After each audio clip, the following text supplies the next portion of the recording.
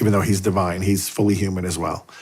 And then he offers his life on the cross to the Father for all the sins we committed, and he buys us back from the devil. We were literally owned by the devil. So there's another reason we owe him, right? People don't like the word owe, but justice is real, and you can't have a world without justice. Justice is giving the other person what they're due. It's not a negative. If you say, I'm going to sell my car for $5,000, here's the $5,000, you get the car, justice has been served. Similarly, if I rob a bank and get caught and the penalty is 10 years in prison, I go do the 10 years in prison, justice is served. Mm-hmm. When it comes to God, giving God what he's due, we can't do because we are incapable of giving back what he gave to us because it's so great. We're not capable. We're just not, we're creatures that can't do the level of love that he's given to us. And so religion, by definition, is the justice we give back to God. That's what we call religion. It's part of the justice virtue. Okay. And it's just giving back what he wants. And he was very clear how he wanted to be worshiped in the Old Testament. And then when Jesus created the new covenant at the Last Supper, he was very clear that this is how I want you to worship. Do this in memory of me. And we've been doing it ever since. Now, as I mentioned before you came up to do the interview to one of your staff, when God established in the Old Testament, he was very systematically clear about how he wanted to be worshiped. There would be an altar, a priest, and a sacrifice and blood. And then they would take the blood and sprinkle it on the altar. They would take the blood and sprinkle it on the people. And this was the way he said we're going to do worship. And very messy. I mean, imagine when you go to Mass, they sprinkle the holy water on the Easter Vigil. Imagine if I'm sprinkling blood on people. Yeah. It's incredible. Like, you never would forget that. You'd be like, wow, that was intense.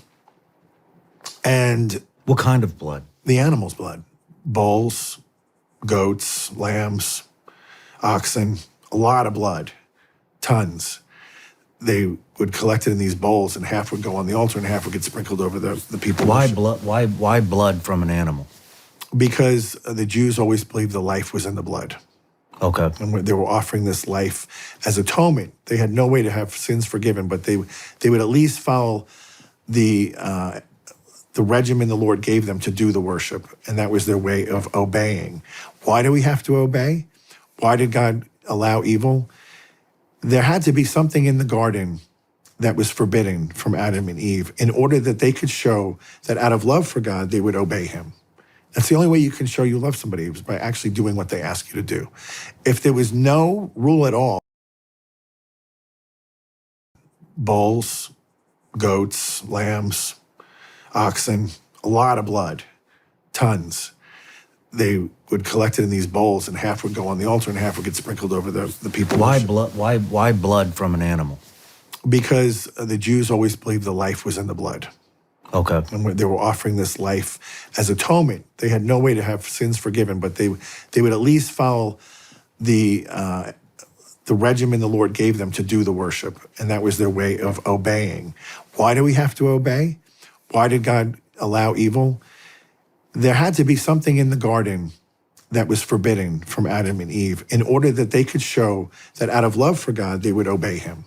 That's the only way you can show you love somebody, is by actually doing what they ask you to do. If there was no rule at all, how do you know? How do you know if you're really going to step up and love him? It's the same with like your kids. If you say to them, please don't do this, this, and this, primarily because it would be bad for you and it could hurt you, but also respect your mom and dad, don't do that. And then they don't do it because they love you, and that's how you know they're actually giving you the respect that you deserve. So that's why God put that tree in the center of the garden and said, do not touch or eat of that fruit. They could have everything else. And there was no work back then. Everything grew on its own. Everything was perfect. They walked with God every afternoon in the breezy time of the day.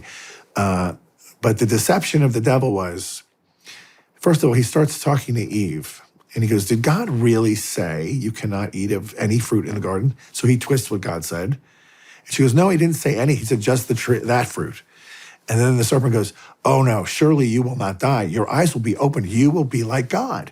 So now Eve, for the first time, and she's completely happy up to this point. She has no wants in her life. She thinks now suddenly God's holding out on her, that there's something that's going to make her more happy if she gets it.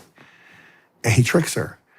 And she gets her the serpent gets her to eat it, and she gives some to Adam. He eats it, and then their eyes are open. They realize they've committed the worst possible sin they could do. And it drags all of us down. But God doesn't despair there. He has a plan. It's a rescue mission. You'd be familiar with rescue missions. This was the greatest rescue mission of all time, when Jesus is going to come into the world, and he's going to take down the devil on a different kind of tree, on a cross. So where the first sin entered the world from a tree, now redemption comes through a tree. Where Eve fell, the Blessed Mother brings forth the new plan by saying yes to God and allowing the second person Trinity to become incarnate in her womb. And so you can see the parallels of like these first parents and now the new Adam and the new Eve is Mary and Jesus.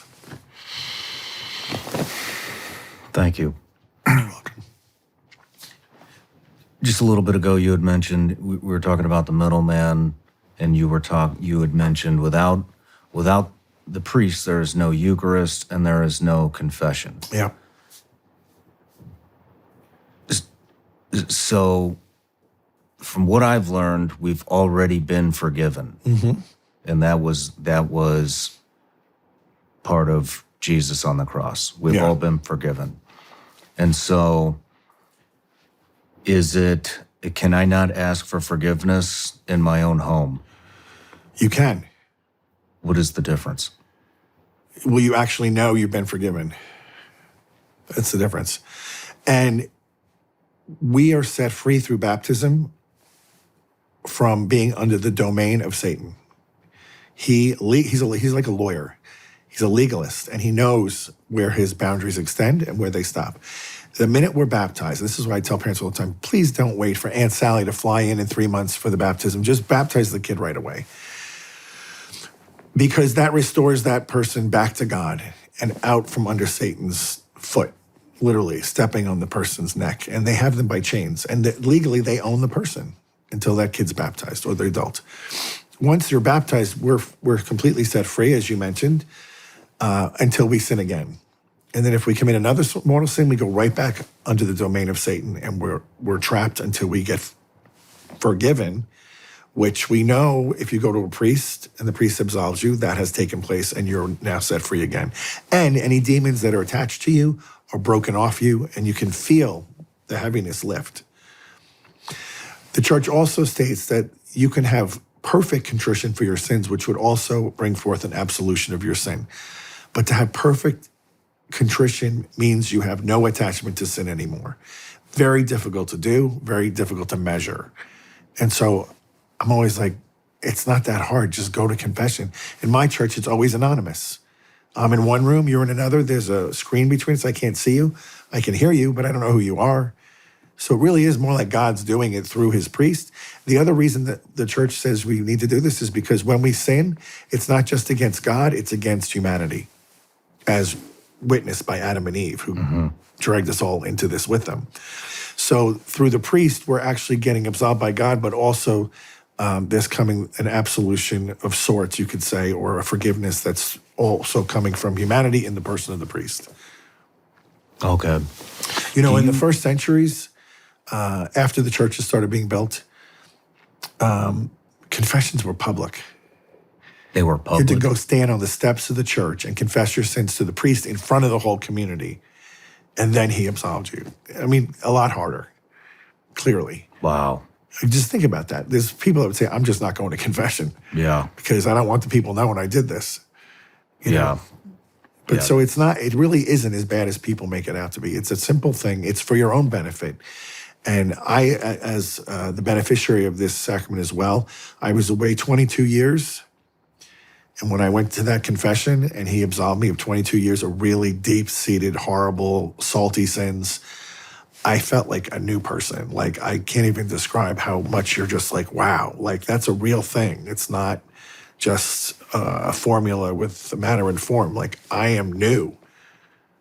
And a lot of people you see out there, including in the media, when you have mortal sin on your soul, it's literally a blockage to God's grace. And you can't really see truth for what it is. And this is, I believe, why there's such an attack on truth right now, is because I think a lot of these people believe what they're saying, but it's so twisted and distorted that a lot of us just look and go, how can you think you can assign your own gender? Yeah. Like it doesn't even make sense. Yeah. But they really, when you listen to them, I think they really believe it. And that's like when Paul's speaking to the Galatians. This is what my opinion is. And he says, "Oh, stupid Galatians, who has bewitched you? What has happened to you?" Like, I feel like we could say that about America right now. "Oh, stupid Americans, who's bewitched you? What's going on here? Yeah. Like, wake up." Yeah. I'm with you on that. I am 100% with you. When we're talking about Adam and Eve and the forbidden fruit, let me give you some more context.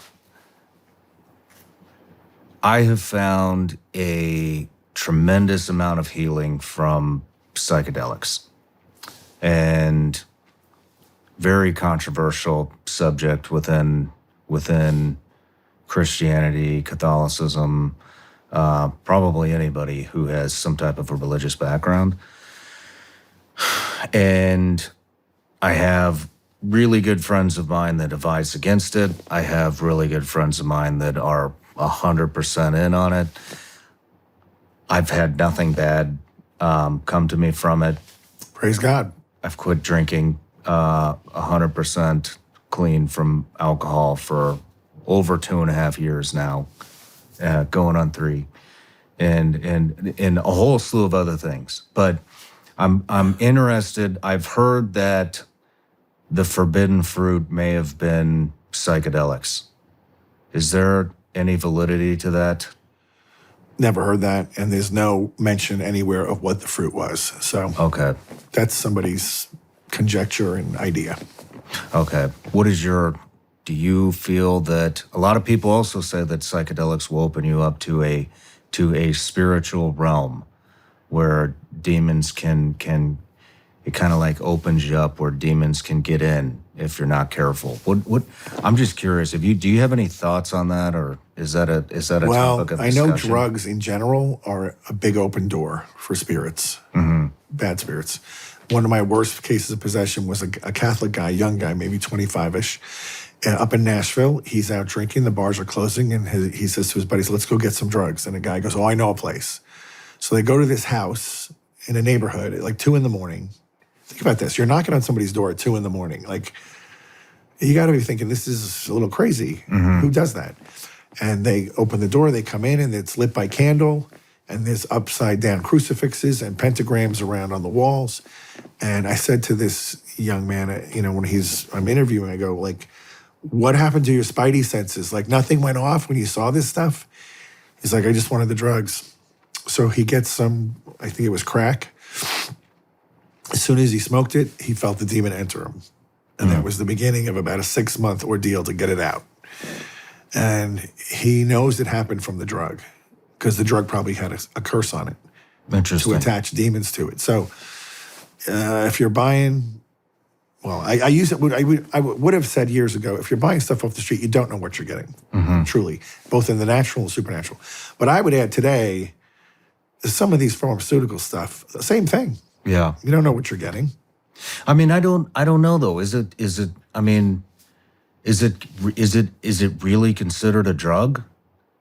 I mean, because America's put that stipulation on it, or is it a medicine that comes from nature? And so if it is a medicine that comes from nature that people are finding healing from, Yeah. I don't understand that is from God, correct? I mean, there's no additives, there's no chemicals, there's none of that that's being injected in it. It is simply, was it the Reagan administration? I think it was the Reagan administration, maybe that kind of, maybe Nixon. I'm off on this, but a president basically, there was, because of the hippie movement and the abuse. It was Reagan.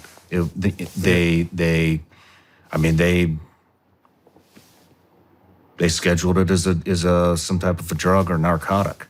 But I mean, coming out with all the research, I'm going too heavy into this. It's helping a lot of people, and so I'm curious what your thoughts are on that. It's kind of out of my realm. Okay. I'm not an expert on drug use. We do have a priest in the diocese who wrote his dissertation on marijuana, so he might be a better one to talk about that. But I think in general, the fear is that if particularly the youth who they don't have a lot of restrictions in their thinking yet, the danger is, are they just going to go in too quick and too hard and damage themselves? If you're a 40-year-old man who is using this under a self-imposed set of guidelines, and you're monitoring what you're doing and you're careful, completely different than a kid just taking a bunch of pills and hoping something good happens.